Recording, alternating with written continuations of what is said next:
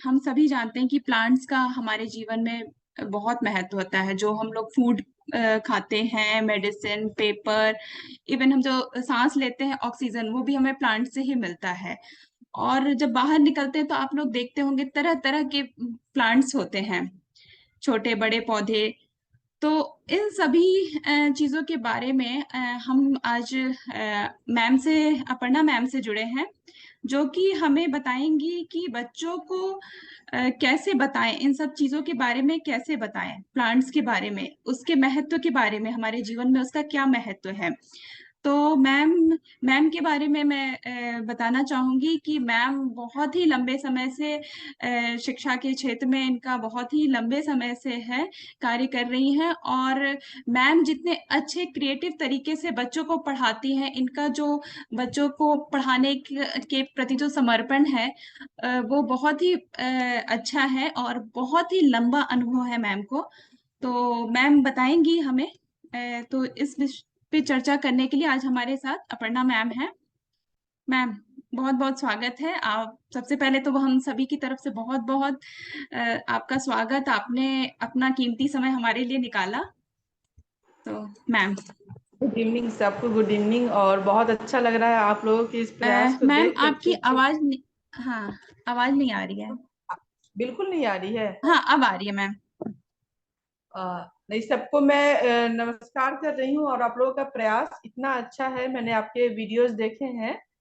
तो कैसे आप लोग एक बेसिक लेवल पे, फाउंडेशन स्टेज पर बच्चों को एजुकेशन की तरफ इंक्लाइंड कर रहे हैं, ये बहुत अच्छी बात है। क्योंकि अभी का जो एजुकेशन सिस्टम है उससे मैं कंप्लीटली डिसएग्री करती हूँ। अभी का एजुकेशन सिस्टम बच्चों को एजुकेशन देने के अलावा और सब कुछ दे रहा है, एजुकेशन नहीं दे रहा है। तो उस जगह पर अगर आपका जो एक ऑर्गेनाइजेशन है वो बच्चों के कोर एजुकेशन पे काम कर रहा है, वो एक बहुत बड़ी बात है। और ये मुझे लगता है कि जो बच्चों को जिस तरीके से आप लोग पढ़ा रहे हैं, जिस तरीके से उनको उनके डाउट्स क्लैरिफाई कर रहे हैं, टीचर्स जितना एफर्ट लगा रहे हैं बच्चों के लिए, यही है टीचिंग लर्निंग प्रोसेस एक्चुअल में। तो अब आपके जो टीचर्स हैं, एक बार मैं सबको देखना चाहूंगी ऑन स्क्रीन, ज्ञान दूत जो आपके हैं। अ, निर्मला जी, सुनीता जी, अगर पॉसिबल हो सके तो आप लोग अपना वीडियो ऑन कर लें, जिससे मैम को भी अच्छा लगेगा।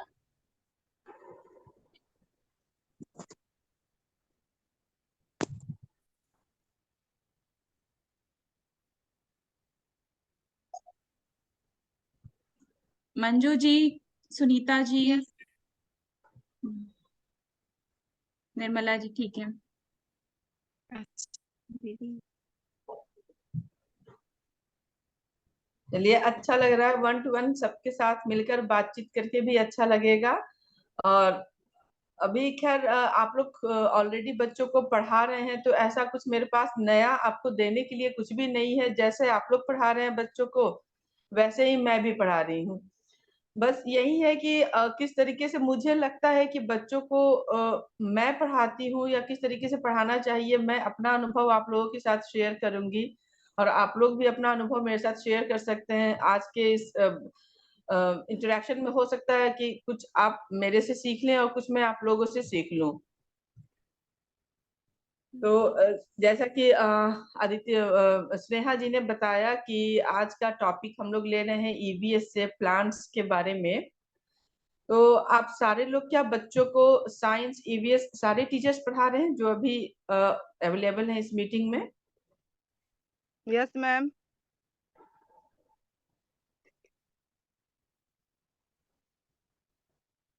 जी, आप में से कोई एक या दो लोग बताना चाहेंगे आप लोग किस तरीके से बच्चों को क्या बता रहे हैं साइंस में, और किस क्लास के बच्चों को पढ़ा रहे हैं? सुनीता जी हैं, अगर आप बताना चाहें क्या पढ़ाते हैं और किस क्लास के बच्चों को, किस तरीके से बच्चों की क्वेरी आती है आपके पास?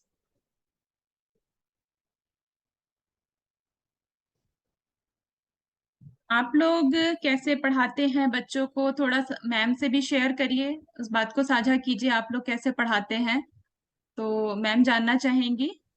और किस तरह के और बच्चों के पढ़ाने मन में सवाल उठते हैं, तो आप उस डाउट को कैसे क्लियर करते हैं? तो आप लोग अपनी बातों को साझा कीजिए मैम से। मंजू जी, सुनीता जी, निर्मला जी, कोई भी आप में से। साइंस पढ़ने में बच्चों का कितना इंटरेस्ट है, वो कितना अच्छे से समझ पाते हैं, सीरियस रहते हैं साइंस को लेकर के, या वो कुछ क्वेरीज घर से लेकर आते हैं जो उनको समझना होता है, या फिर आप सिर्फ अपनी तरफ से पढ़ाते हैं? थान सिंह जी भी हमारे साथ जुड़े हैं। थान सिंह, आपको आवाज आ रही है? थान सिंह जी, आपको हमारी आवाज आ रही है? जी मैम आ रहे हैं। हाँ, तो थान सिंह जी आप भी बताइए, आप भी बहुत लंबे समय से बच्चों को पढ़ा रहे हैं, तो साइंस को लेके बच्चों को उसमें उस विषय में रुचि है या नहीं है, या कैसे सवाल लेके आते हैं, कुछ आप भी बताएं अपने अनुभव। जी मैम, साइंस को लेकर के बच्चे जो है, मैं जो है 1 क्लास से 8 तक का पढ़ाता हूँ। तो साइंस उतना बच्चे जो है बढ़िया से पढ़ लेते हैं पढ़ने को, लेकिन वो समझाने के लिए जब प्रैक्टिकली जब उसको बताते हैं ना, तभी उनको समझ आता है। ऐसी साइंस को ऐसे बोल देंगे, ऐसे प्रैक्टिकल करना है, ऐसे करना है, तो बच्चे को उतने समझ में नहीं आता। लेकिन रही बात सवाल अब 8 क्लास तक के पढ़ाना है, तो प्रैक्टिकल उतना इम्पॉसिबल नहीं है कि उसको प्रैक्टिकल करके बताया जाए। तो अपन क्या है, ऐसे ही बता देते हैं। बाकी चीज जो है वो अपना स्वयं पे बच्चे अपने विवेक के आधार पर समझता है। और जहाँ पर समझ नहीं आता है उसे अपने दूसरे दिन वो खुद प्रश्न पूछते हैं। तो प्रैक्टिकली तो इसमें नहीं हो पाता मैम। ऊंची क्लास होता तो एक बार प्रैक्टिकली टाइप के बता सकते थे, लेकिन 8 तक के पढ़ा रहे हैं तो इसमें थोड़ा साइंस में प्रैक्टिकल नहीं हो पा रहा है। ना है मैम। निर्मला जी, आप भी पढ़ाती हैं बच्चों को साइंस? जी मैम, मैं पढ़ाती हूँ। और किस क्लास के बच्चों बच्चों को को? अपना क्रिएटिव चीजें करना, नई नई चीजें सीखना बहुत अच्छा लगता है। तो जी जैसे फूल पत्ते ये सब से, अभी जैसे गर्मियों के दिन है, आम तोड़ेंगे, खेलेंगे, खाएंगे, यही सब चीजें हैं लोगों को, बच्चों को बताने के लिए, एग्जाम्पल देने के लिए, सिखाने के जी। लिए। हमारे गांव में तो बहुत सारे बच्चे लोग धान वगैरह रोपा वगैरह भी करते हैं, धान करते हैं, तो यही सब तो इन्वायरमेंट है। यही सब तो जी एक जी। सबसे एग्जाम्पल है बच्चों को समझाने के लिए कि इसी तरह से ये बढ़ते हैं, इनको खाद पानी हम लोग खुद देते हैं तो ये बढ़ते हैं, पकते हैं, काटे जाते हैं, फल होता है। तो ये सब हम्म। ना ये सब बच्चों से बिल्कुल जुड़ा हुआ है, ये हमारे वातावरण में है ना, तो एकदम से समझते हैं, समझाओ तो समझ हम्म। जाते हैं। और हम्म। जैसे क्या कुछ कुछ डिफिकल्ट होता है तो वो अभी उसके लेवल में है नहीं, 7वीं 8वीं क्लास के बच्चों के ऊपर का वो कोर्स हो जाता है ना, केमिस्ट्री वगैरह सब। हम्म। बाकी तो अभी की नॉर्मल सिंपल है कि पौधा कैसे उगता है, ग्रोथ कैसे करता है, ये सब बेसिक चीजें हैं जो बच्चे जानते हैं, सीखते हम्म। हैं, पूछते भी हैं।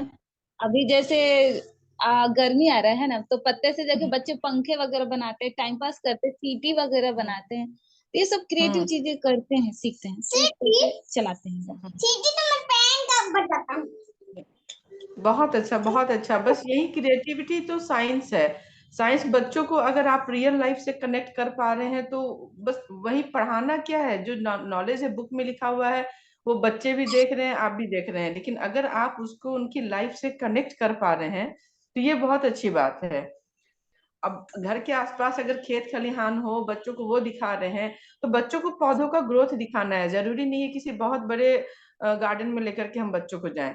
हमारे आसपास, घर के आसपास बहुत सारे पौधे हैं, कुछ मेडिसिनल प्लांट्स हैं, कुछ हमारे फूल पौधों के फूल पत्तियों के पौधे हैं, फिर कुछ खान पान की चीजें हैं जैसे धनिया का पत्ता, फिर सौंफ है, अजवाइन है। इन सब के पौधे बहुत जल्दी उग जाते हैं और घर के आसपास मिल जाते हैं, तो बच्चे उनसे सीख सकते हैं उनमें कैसे फूल निकल रहे हैं, कैसे उनमें जो उनका मेल पार्ट होता है, जो फीमेल पार्ट होता है, वो सब कुछ आप, अड़हुल का फूल हो गया, गुलाब का फूल हो गया, जो आपके घर के आसपास की चीजें हैं, उनसे जब समझाएंगे तो बच्चे बहुत आसानी से समझते हैं, और तब वो उन चीजों को और दूसरे पौधों पर, दूसरे चीजों के साथ कनेक्ट कर पाते हैं।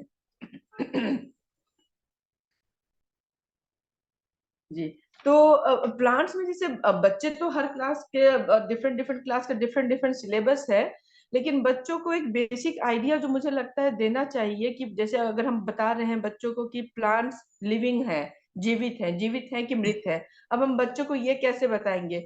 उसके लिए जरूरी है कि हम उनको अपने आसपास के कुछ पौधे दिखाएं, कैसे वो ग्रो कर रहे हैं पौधे। कोई बीज हो सकता है, उस बीज को हम थर्मोकोल के कप में या छोटे से गमले में या घर में कोई भी प्लास्टिक का बॉटल हो उसको आधा काट लें, उसमें मिट्टी डाल दें या कुछ कॉटन कपड़े कुछ हम डाल दें, उसमें भिगा कर उसमें बीज रख दें। बीज कैसे उगते हैं वो देख करके बच्चे सीखेंगे कि प्लांट जो होते हैं लिविंग होते हैं कि नॉन लिविंग होते हैं। अगर पौधे बढ़ रहे हैं, कोई भी चीज जिनमें ग्रोथ होता है जो बढ़ती है वो लिविंग है, तो हम उस तरीके से बीज जब पौधा बनता है तो उस चीज को दिखाकर हम बच्चों को बता सकते हैं कि प्लांट्स लिविंग होते हैं, जीवित होते हैं। जैसे उनके साथ हम कुछ, जरूरी नहीं है कि हर क्लास में हर टॉपिक पे आप कुछ एक्सपेरिमेंट ही करके दिखाएं, ये पॉसिबल भी नहीं है और सिलेबस कवर भी नहीं कर सकते हैं आप। तो सिलेबस कवर करने के साथ साथ बच्चों को कंप्लीट नॉलेज भी मिल जाए, उनका इंटरेस्ट भी बना रहे, तो कभी हम कुछ पिक्चर्स की हेल्प ले सकते हैं, कभी कुछ वीडियोस की हेल्प ले सकते हैं, कभी उनको हम रियल लाइफ एक्सपेरिमेंट दिखा सकते हैं। जैसे अभी निर्मला जी ने बताया कि बच्चों को वो आसपास के जो खेत खलिहान है वहां पर ले जाके दिखाती हैं, धान के पौधे हो गए और भी जो पौधे फील्ड में खेत में लगे हुए हैं। तो बस अलग अलग चैप्टर में अलग अलग जैसी रिक्वायरमेंट आप वैसे बच्चों को सिखा सकते हैं। जैसे बेसिकली अब होता है कि अगर क्लासरूम के अंदर है तो हमेशा हम उनको फील्ड एक्सपेरिमेंट नहीं करवा सकते हैं, हमेशा लेबोरेटरी का एक्सपेरिमेंट नहीं करवा सकते हैं। उस जगह पर हम फोटोज और वीडियोस की हेल्प ले सकते हैं। जैसे हमें प्लांट की अगर ग्रोथ दिखानी हो तो मैं कुछ पिक्चर शेयर करना चाहूंगी। ये दिखाकर हम बच्चों को समझा सकते हैं कि कैसे पौधे ग्रो करते हैं, कैसे वो लिविंग है, कैसे कोई बीज ग्रो करता है।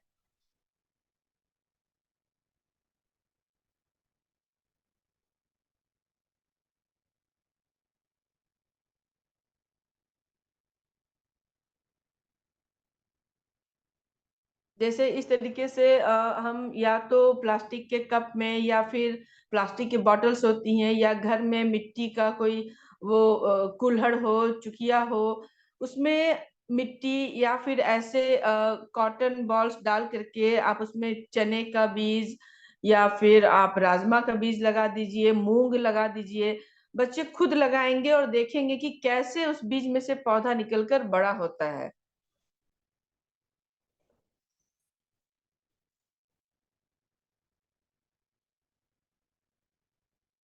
और धीरे धीरे हम उनको एक टास्क दे सकते हैं कि वो प्लांट के पौधे का रोज का जो ग्रोथ है उसको वो चेक करें। पहले दिन पौधा कितना बड़ा हुआ, दूसरे दिन कितना बड़ा हुआ, तीसरे दिन कितना बड़ा हुआ। इससे होगा कि वो खुद जब एक्सपेरिमेंट करेंगे बच्चे और इस डिफरेंस को देखेंगे कि पहले दिन बीज कितना बड़ा था, दूसरे दिन जब उसमें पौधा निकला तो वो कितना बड़ा हुआ। इस तरीके से जब बच्चे खुद देखेंगे, इस मेजरमेंट को देखेंगे, तब उनका इंटरेस्ट ज्यादा आएगा इसमें कि प्लांट्स के बारे में और ज्यादा जाने, क्या है उसकी गहराई में जाना चाहेंगे।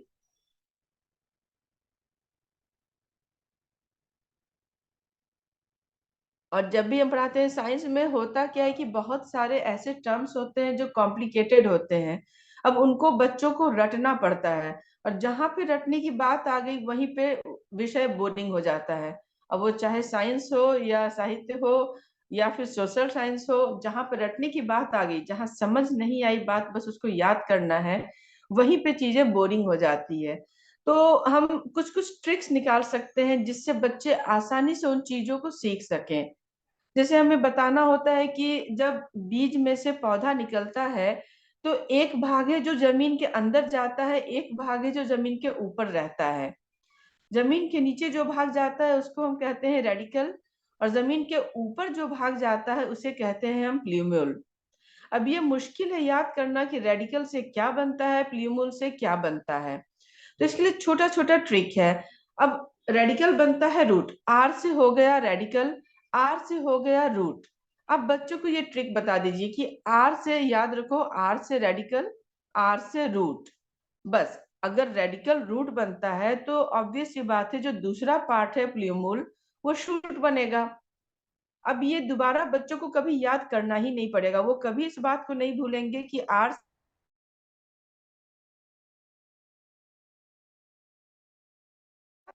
वो याद हो गया। तो इस तरीके के छोटे छोटे ट्रिक्स हम बना भी सकते हैं और उनको हम इनकरेज कर सकते हैं कि ऐसी ट्रिक्स तुम अगर कुछ बनाते हो तो वो हमारे साथ भी शेयर करो।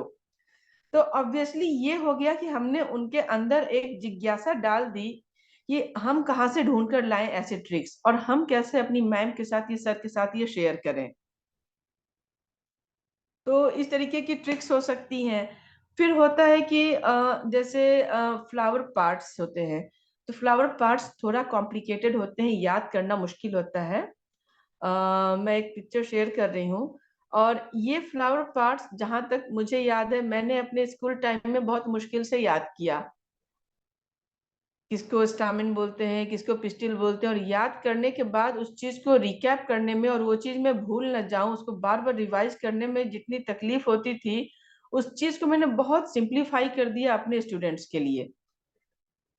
जैसे ये फ्लावर का पार्ट्स है, इसमें एक तरफ मेल पार्ट्स है स्टामेन, एंथर एंड फिलामेंट, दूसरा है फीमेल पार्ट पिस्टिल, जिसमें है स्टिग्मा, स्टाइल, ओवरी, ओव्यूल।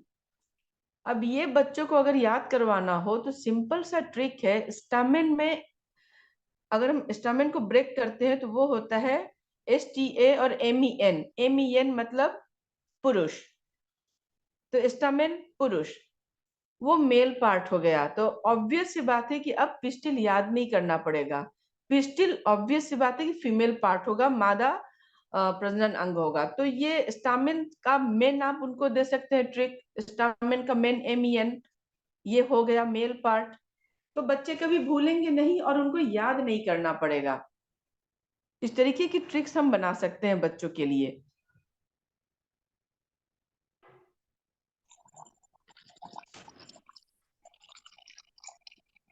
अगर आपने भी ऐसी कोई ट्रिक बनाई हो तो आप भी अभी शेयर कर सकते हैं, मैं भी कुछ सीख लूंगी आपसे। स्टामेन में एक टर्म आ रहा है, मैं लिख दे रही हूं मैन, तो that is male part of plants.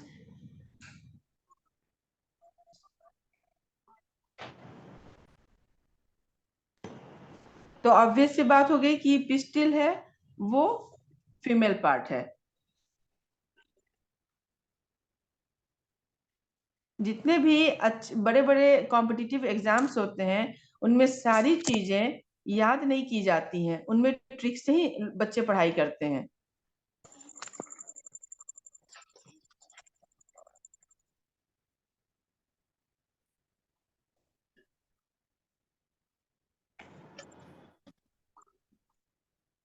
तो ऐसी कोई ट्रिक्स अगर आप लोगों ने भी बनाई हो तो मुझे बताइए। और ऐसे बहुत सारे टॉपिक्स पे मैं ट्रिक्स बनाती रहती हूँ, चाहे वो फिजिक्स हो, मैथ्स हो। मैं SST में भी मैं ऐसे ट्रिक्स बनाती हूँ ताकि बच्चे याद कर पाए। हिस्ट्री हो, सिविक्स हो, किसी भी सब्जेक्ट में बना सकते हैं। जो भी रटने वाला विषय है उसमें अगर आप ट्रिक बना देते हैं, कोड वर्ड बना के बच्चों को देते हैं, तो बहुत आसानी से बड़ा बड़ा टॉपिक आप कवर कर सकते हैं। आप में से कोई अपना अनुभव शेयर करना चाहेंगे, साझा करना चाहेंगे, आपने कैसे बच्चों को शॉर्ट मेथड से एक बड़े टॉपिक को कवर किया? बहुत अच्छा मैम, आपने बहुत अच्छे से बताया कि अगर कोई चीज याद नहीं हो पा रही है और बच्चों को याद कराने के लिए कुछ शॉर्ट टर्म या फिर कुछ ट्रिक्स बना लेते हैं तो बच्चे वो एंजॉय करते हुए याद रख सकते हैं। और आप लोगों ज्ञानदूत, आप लोग ने भी कुछ ऐसा कभी कुछ एक्सपेरिमेंट कुछ किया हो, प्रयोग किया हो, तो आप लोग भी जरूर साझा करें। और और या फिर किसी के मन में कोई भी डाउट है तो वो जरूर पूछें। निर्मला जी। जी मैम। एक ट्रिक जो हमने पढ़ा था पुस्तक में, हमारे सर ने सिखाया था, वो भी मैं सिखाती हूँ बच्चों को। जैसे कि इंद्रधनुष का 7 रंग है ना, तो उसके 7 रंग कैसे, क्या क्या रंग होते हैं, तो बच्चे याद करते रहते हैं, खोजते रहते हैं। तो वही हम लोग पुस्तक में पढ़े थे, बेजानिह पिनाला, एक ये वर्ड जो थोड़ा सा, इसके हर एक आगे के वर्ड से उस कलर को हम याद कर सकते हैं, हमें सुविधा होगी। बस एक वर्ड, बेजानिह पिनाला, ऐसे करके याद करना है। फिर ब से बैंगनी, जा से जामुनी, नी से नीला, ह से हरा, इस तरह से। तो ये बहुत आसान हो जाता है, सीख लेते हैं बच्चे और तुरंत से पकड़ लेते हैं। ट्रिक है ना, बहुत ही ईज़ी कर देता है चीज़ों को सीखने में और माइंड में याद रखने में। तो इस तरह से एक मैंने शेयर किया आप लोगों से। जी, बहुत अच्छा। बिल्कुल, ये जो आपने बताया ये हिंदी में भी बच्चों को आसानी से ट्रिक से याद होता है और उसको इंग्लिश में भी याद कर लेते हैं विव ग्योर के नाम से। तो ये बच्चों को पूरा पूरा टर्म याद करने की जरूरत नहीं है और कभी बच्चे सीक्वेंस गलत भी नहीं करेंगे और कभी वो भूलेंगे नहीं ये। एक बहुत अच्छी मूवी आई थी चॉक एंड डस्टर, उसमें एक ट्रिक था ट्रिग्नोमेट्री का। आप लोगों ने वो मूवी देखी होगी। पंडित बद्री प्रसाद हरी हरी बोल, वो ट्रिक था, मैं भूल रही हूँ। उससे अगर वो एक हम लोग लाइन याद कर लेते हैं तो कभी हम उस फॉर्मूला को भूलेंगे नहीं, ट्रिग्नोमेट्री के उस फॉर्मूला को। तो कोई भी विषय कोड से ट्रिक से आसान हो जाता है। अब वैसे ही जैसे हम अब फूड चेन की अगर बात करें, फूड चेन स्टार्ट होता है पौधों से। जो प्रोड्यूसर्स हैं, जो बनाते हैं खाना, भोजन, तो पौधों से ही food chain, food web start होता है। और कैसे एनर्जी ट्रांसमिट होती है, ऊर्जा, पौधों से जानवरों तक, ये भी आप बहुत आसान तरीके से बता सकते हैं। जैसे कि सूरज की रोशनी पौधों को मिली, प्लांट्स को मिली और फोटोसिंथेसिस हुआ, प्रकाश संश्लेषण हुआ, पौधों में खाना बना, पौधों का साइज बड़ा हुआ, पौधे बड़े हुए, उनकी पत्तियों में खाना स्टोर हुआ। अब पौधों को जो प्राइमरी कंज्यूमर है, जैसे हिरण हो गया, हिरण ने पौधों को खाया, वो प्राइमरी कंज्यूमर है। उसके बाद सेकेंडरी कंज्यूमर हो गया शेर, और शेर ने हिरण को खाया, शेर के अंदर वो एनर्जी गई, सूरज की रोशनी एनर्जी के रूप में, ऊर्जा के रूप में पौधों में गई, पौधे ग्रो हुए, उस पौधे को खाया हिरण ने, हिरण के अंदर वो ऊर्जा चली गई। अब हिरण को खाया शेर ने, शेर के अंदर वो ऊर्जा गई। जब शेर की डेथ हुई तब माइक्रो ऑर्गेनिज्म्स, वो माइक्रो ऑर्गेनिज्म्स शेर के बॉडी को डिकम्पोज करते हैं, उसको मिट्टी में मिला देते हैं। अब शेर के शरीर के अंदर जो ऊर्जा गई थी वो चली गई अब मिट्टी में, मिट्टी से वापस वो ऊर्जा मिल गई पौधों में। तो इस तरीके से हम उनको एनर्जी साइकिल भी सिखा सकते हैं कि कैसे फूड चेन, एनर्जी साइकिल और पौधे आपस में एक दूसरे से जुड़े हुए हैं। तो ये जो कॉन्सेप्ट्स है, ये है तो वैसे बहुत डिफिकल्ट कॉन्सेप्ट जिनको इमेजिन करके समझना मुश्किल होता है, लेकिन ऐसे अगर हम सिंप्लीफाई करके बताएं बच्चों को, तो 2-3 टॉपिक्स वो आसानी से एक टॉपिक के अंदर कवर कर सकते हैं। एक तो वो इस बात को कवर कर सकते हैं कि प्लांट्स खाना बनाते हैं, पौधे फोटोसिंथेसिस, प्रकाश संश्लेषण करके। दूसरा, बच्चे ये सीखेंगे कैसे सूरज की जो ऊर्जा है वो हमारे अंदर ट्रांसमिट हो रही है एक साइकिल में, फूड चेन के थ्रू। तो ये कुछ कॉन्सेप्ट्स है जिनको इंटरलिंक करके हम परमानेंटली इस तरीके से उनके दिमाग में इम्प्लांट कर सकते हैं कि कभी उनको दोबारा इस टॉपिक पे कोई कंफ्यूजन ना हो।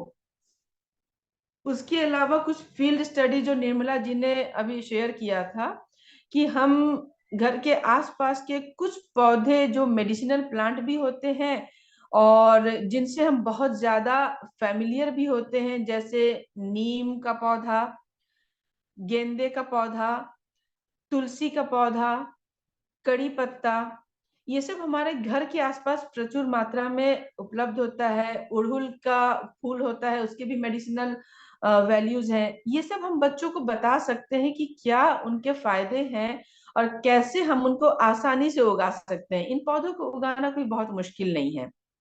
तुलसी के पौधे का क्या इस्तेमाल है, गेंदे के फूल का, गेंदे के पत्तों का क्या इस्तेमाल है, ये सारी चीजें बच्चों को हम अपने घर के आसपास एक छोटा सा टूर करवा करके समझा सकते हैं। या फिर हम उनको इनकरेज कर सकते हैं कि हमने 4-5 मेडिसिनल प्लांट्स आपको बताया, अगर आप इनको क्लास में लेकर आते हैं और उसके बारे में बच्चों को बताते हैं तो आपको कुछ पॉइंट्स मिलेंगे, या फिर आपको स्टार स्टूडेंट हम बनाते हैं, या फिर आपको हम एक क्राउन देंगे, एक हम उनके लिए मुकुट बना सकते हैं। इस तरीके से उनको एक अच्छी सी चार्ट पेपर की या न्यूज़पेपर की घड़ी बना करके उस पे पौधे का कोई कुछ चित्र बनाकर ऐसा कुछ रिवार्ड हम बच्चों को दे सकते हैं, ताकि बच्चों को लगे कि मैंने कुछ अलग किया अपनी क्लासरूम में तो मुझे वो रिवार्ड मिला। उस रिवार्ड में बिल्कुल भी ऐसा कोई कीमती सामान देने की जरूरत नहीं है, जिससे क्लास का मतलब एक जो डेकोरम है वो भी मेंटेन रहेगा। और हम बच्चों को ये भी इनकलकेट कर सकते हैं बच्चों के अंदर कि आप कुछ अच्छा सीखते हैं, कुछ एफर्ट करते हैं अपनी क्लास में कुछ नया करने का, तो आपको रिवॉर्ड मिलता है। और वो रिवॉर्ड होना चाहिए रिसाइक्लेबल, जैसे क्लासरूम में इस्तेमाल होने वाली चीजों से हम उनके लिए रिवॉर्ड बना सकते हैं। अगर आप लोगों ने कुछ ऐसा कभी कुछ एक्सपेरिमेंट किया हो, बच्चों को इनकरेज किया हो, तो आप भी शेयर कर सकते हैं। मैं एक दो इमेज आपके साथ शेयर करना चाह रही हूँ, जो मैं बच्चों को जिस तरीके से पढ़ाती हूँ क्लास में, तो ये इमेजेस और वीडियोस मेरी बहुत हेल्प करते हैं। और बच्चों की बहुत सारी क्वेरीज होती हैं जब उनको इमेज या वीडियोस दिखाते हैं। तो कई बार हमारे पास अगर स्मार्ट बोर्ड अवेलेबल नहीं होता है, तो हम लोग अपने मोबाइल पर भी बच्चों को दिखा सकते हैं। जैसे प्लांट पार्ट्स की बात करते हैं अगर हम, तो बुक में तो एक इमेज है बच्चों के पास, बच्चों ने बहुत बार उस इमेज को देखी। लेकिन अगर हम उनको ऑनलाइन अपने मोबाइल पर कुछ अलग अलग डिफरेंट डिफरेंट इमेजेस दिखाते हैं, या उनको इनकरेज करते हैं कि ये जो मैंने इमेज दिखाया है ऐसा ही इमेज तुम कुछ और ड्रॉ करो, प्लांट पार्ट्स ड्रॉ करो, कलर करो, तो उनमें एक क्यूरियोसिटी जागेगी कि हम नया कहाँ से इमेज लेकर के आए। प्लांट पार्ट्स तो वही है जो उनकी बुक में है, जैसे ये है। ये एक इमेज हो गई जो मोबाइल पे आप बच्चों को दिखा सकते हैं, सिंपल इमेज है। जी 5 मिनट बाद हम लोग फिर से रिज्वाइन करेंगे जब ये सेशन आउट हो जाएगा। तो जैसे पार्ट्स ऑफ अ प्लांट हो गया, ये एक इमेज हो गई। इस तरीके की दूसरी तीसरी कई सारी इमेजेस आप दिखा सकते हैं, उससे बच्चों में इंटरेस्ट जागेगा कि अलग अलग पौधे बना करके सीखना तो वही प्लांट पार्ट है, रूट सिस्टम और शूट सिस्टम। और जब हमारे पास पौधे रियल में अवेलेबल हो, तब इस इमेज के साथ उस रियल पौधे को दिखाकर हम बच्चों को बता सकते हैं कि देखो ये जो इमेज में हम देख रहे हैं फ्लावर, कैसे इसके किस भाग से फल बनता है, और कैसे पत्तियां ऊपर ऊपर ग्रो करती हैं, कैसे नीचे रूट ग्रो कर रहा है। ये सब हम रियल प्लांट दिखाकर उनको सिखा सकते हैं।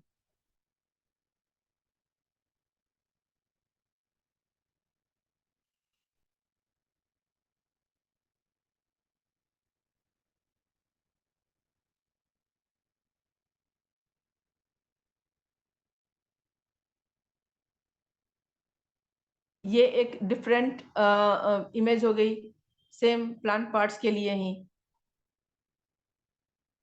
इसमें नोड इंटरनोड, ये नोड इंटरनोड इमेज में दिखाने के बाद हम रियल प्लांट में दिखा सकते हैं बच्चों को।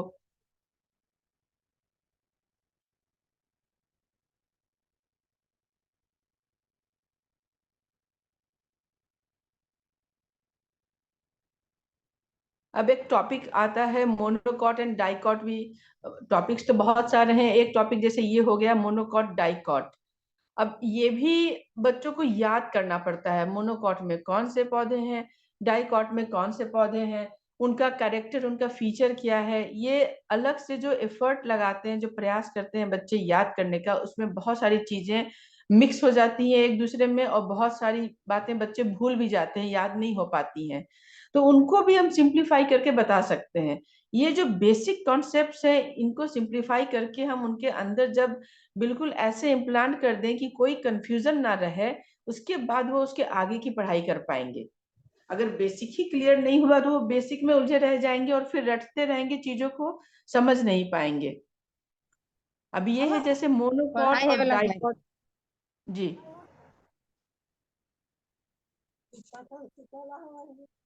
तो ये खाई छोड़ी कि नहीं? मोनोकॉट, जी कुछ कह रहे हैं कोई? नहीं मैम। अच्छा, ये मोनोकॉट और डाइकॉट जो पौधे हैं, मोनो से, मोनो मतलब सिंगल एक, डाई मतलब दो।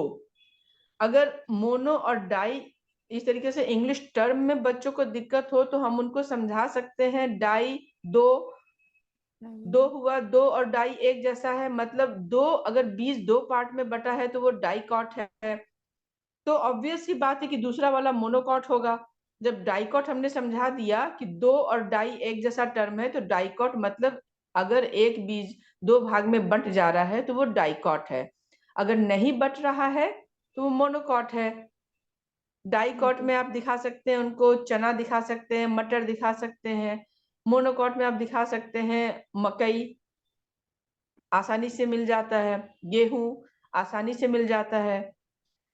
तो ये तो आप बीज दिखा करके उनको बता सकते हैं मोनोकॉट डाइकॉट में फर्क। फिर होता है पत्तियां कैसी होती हैं, पत्तियों के आधार पर भी हम उनको अलग अलग बता सकते हैं मोनोकॉट डाइकॉट। अगर पत्तियों में लंबी लंबी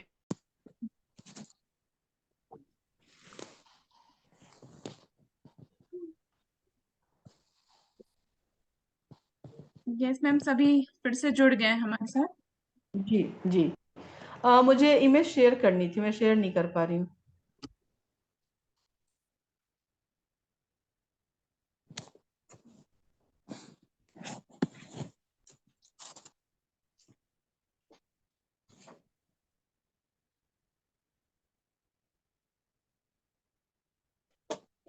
मैम अब हो पा रहा है?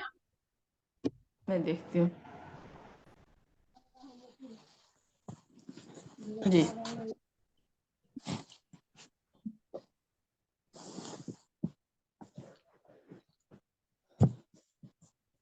ये मोनोकॉट और डाइकॉट जो प्लांट्स है उनका डिफरेंस मैं बता रही थी। जैसे आप पहले तो सीड के हिसाब से समझा सकते हैं कि दो दो और डाई एक जैसा टर्म है, मतलब डाइकॉट में दो पार्ट्स होंगे सीड के, मोनोकॉट में एक पार्ट होगा। पत्तियां हैं, अगर लंबे लंबे वेन्स हैं तो ये मोनोकॉट है। अगर तितर बितर एक नेटवर्क बना करके एक जाली नुमा उसका स्ट्रक्चर है पत्तियों का, तो वो डाइकॉट है। रूट्स का हम बता सकते हैं कि एक मोटी रूट टैप रूट अगर नीचे जा रही है और साइड साइड में पतली रूट्स हैं तो ये डाइकॉट है। मोनोकॉट है तो झखड़ी जड़ होगी, जैसे कि गन्ने में होती है, घास में होती है, और ये सब भी आपके घर के आसपास इजीली अवेलेबल है। आप दिखा सकते हैं, घास उखाड़ के दिखा सकते हैं, फिर आप अड़हुल के पौधे का जड़ दिखा सकते हैं उनको। तो ये सब है, कुछ इमेजेस के थ्रू आप उनको क्लैरिफाई कर सकते हैं, और कुछ उनके ऊपर छोड़ दीजिए कि तुम लोग अब खुद से इस बेसिस पर ढूंढ कर लाओ कुछ पौधों का नाम, कुछ फोटोज, कुछ पौधे ढूंढ कर लाओ।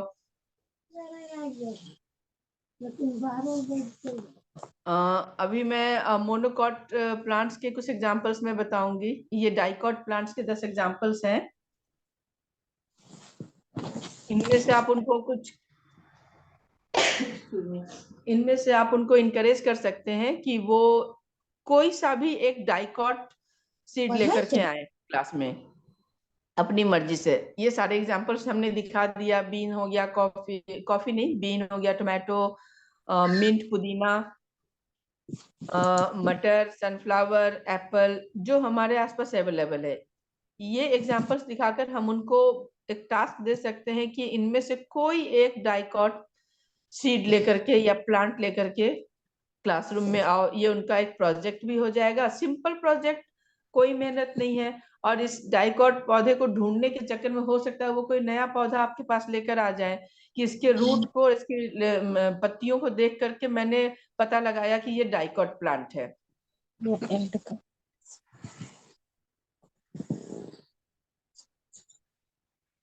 क्योंकि बच्चे बहुत क्रिएटिव और इनोवेटिव होते हैं, तो अगर हम उनको एक चांस दें अपना इनोवेशन दिखाने का तो वो सीख भी लेंगे और दूसरे बच्चों को सिखा भी देंगे।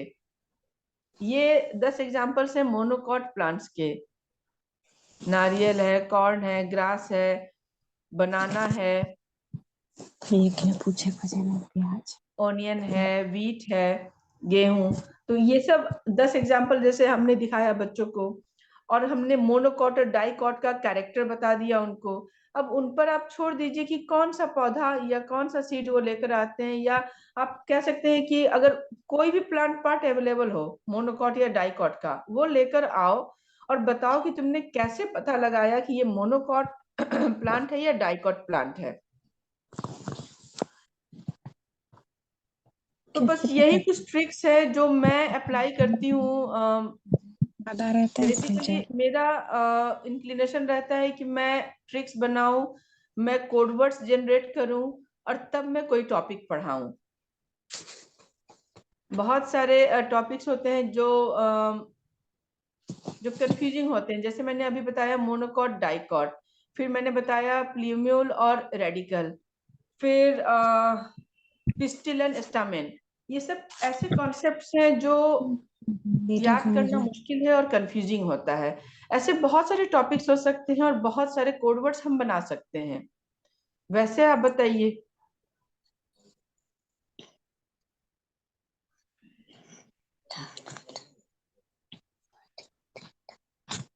बहुत अच्छा मैम, आपने अ, बहुत सही कहा मैं कि अगर। एक एक चीज यस मैम। शेयर करना चाह रही हूँ ma'am, out of the way जा करके मुझे एक फिजिक्स का एक कॉन्सेप्ट याद आया और मैथ्स का, बहुत यस, छोटा सा 1 मिनट का टाइम लेना चाहूंगी।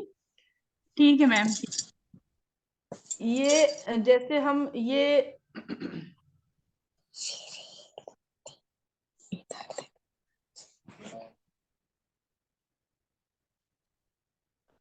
इस पे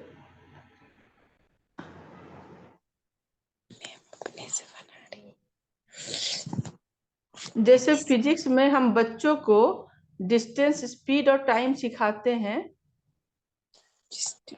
और ये ट्रिक बनाकर यूजुअली टीचर्स बच्चों को सिखाते हैं कि डिस्टेंस का मतलब स्पीड इनटू टाइम, स्पीड का मतलब डिस्टेंस बाय टाइम, और टाइम का मतलब डिस्टेंस बाय स्पीड। तो अब होता ये है कि ये हमने ट्रिक तो बनाकर बच्चों को बता दिया, लेकिन बच्चे ये कैसे याद रखेंगे कि डी ऊपर था, कि टी ऊपर था, टी लेफ्ट में था या टी राइट में था। इस पोजीशन के लिए बच्चों को मैंने बताया अल्फाबेटिकल ऑर्डर। पहले डी आएगा, सबसे ऊपर डी, डी के बाद एस आता है, उसके बाद हमने एस लिखा, एस के बाद टी आता है।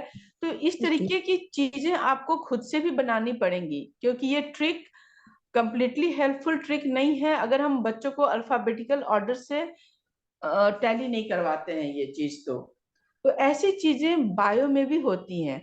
बायो में भी आप बहुत सारा कुछ ट्रिक बना सकते हैं बच्चों के लिए।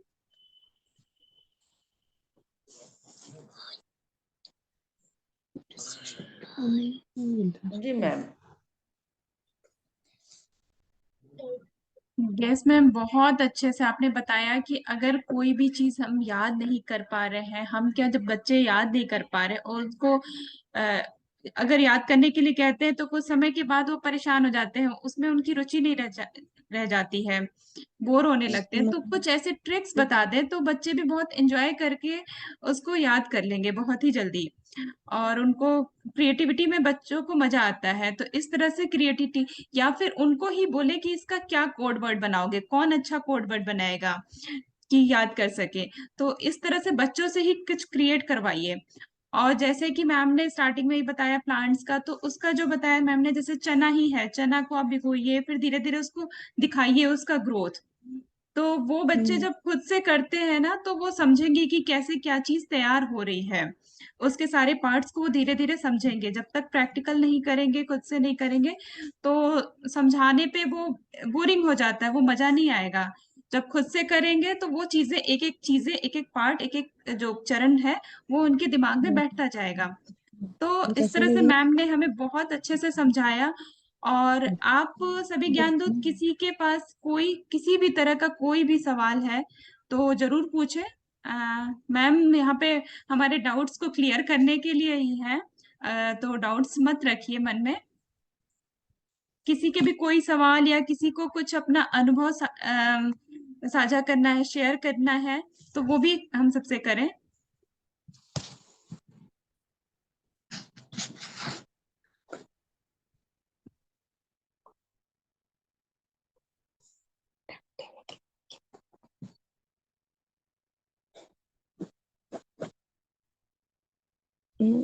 काजल जी, निर्मला जी, सुनीता जी, थान सिंह जी, रोजी जी तो देर से आई हैं। रोजी जी, आपके पास कुछ सवाल?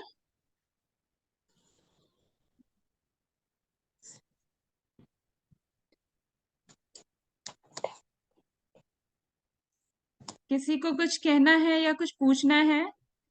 सुनीता जी, थान सिंह जी, चुप माइक बंद कर रहा है। कोई प्रॉब्लम कला से पूछना है तो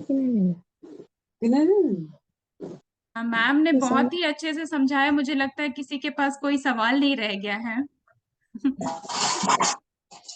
ये तो बहुत अच्छा है, लेकिन हाँ, अगर किसी के पास सवाल है तो जरूर पूछे।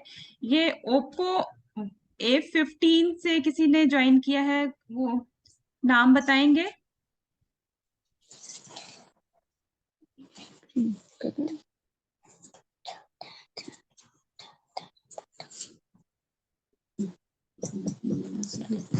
चलिए, बहुत अच्छा है, किसी के पास कोई सवाल नहीं है। और मैं उम्मीद करती हूँ कि आप लोग बच्चों से ये प्रैक्टिकल में करवा के बच्चों से इस तरह से एक्टिविटी, इस तरह की एक्टिविटी आप लोग करवाएंगे, और फिर उसकी फोटो हम या वीडियो बना के हमसे साझा करेंगे, हमसे शेयर करेंगे।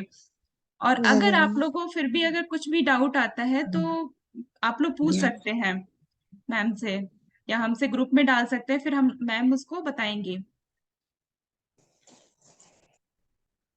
चलिए ठीक है, मुझे लगता है किसी का कोई सवाल नहीं है, तो आज का फिर सेशन यहीं पे एंड करते हैं।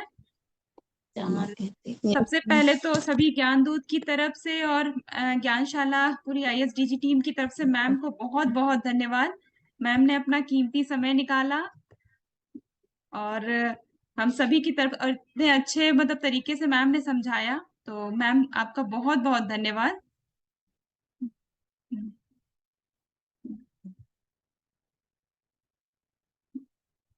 Thank you ma'am. आप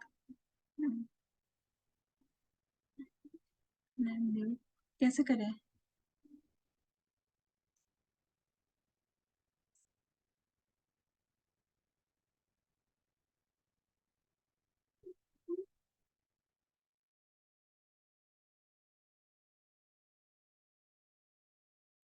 मैम आप कुछ बोल रही हैं, आपकी आवाज नहीं आ रही है।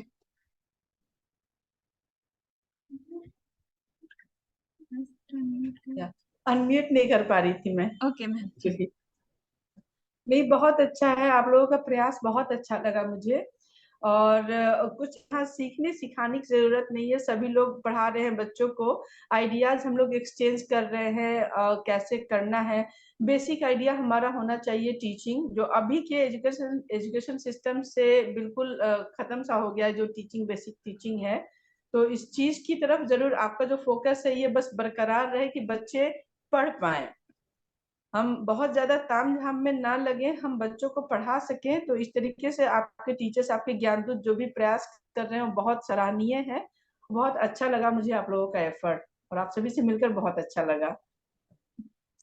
नहीं नहीं मैम, बहुत बहुत धन्यवाद। और आगे भी हम उम्मीद करेंगे कि आपका ऐसी ही सहयोग हमें मिलता रहे। और बाकी आप जरूर ज्ञानदूत भी इस चीज को, हमारे आसपास जो भी चीजें हैं हमें उसी में से बच्चों को सिखाना है, उसी में से। तो उसमें से आप लोग बच्चों को सिखाइए और हमारे साथ फोटो भी अपनी शेयर कीजिए। तो चलिए, आज का सेशन फिर यही एंड करते हैं। आप सभी का बहुत बहुत धन्यवाद। Thank you ma'am. Thank you so much.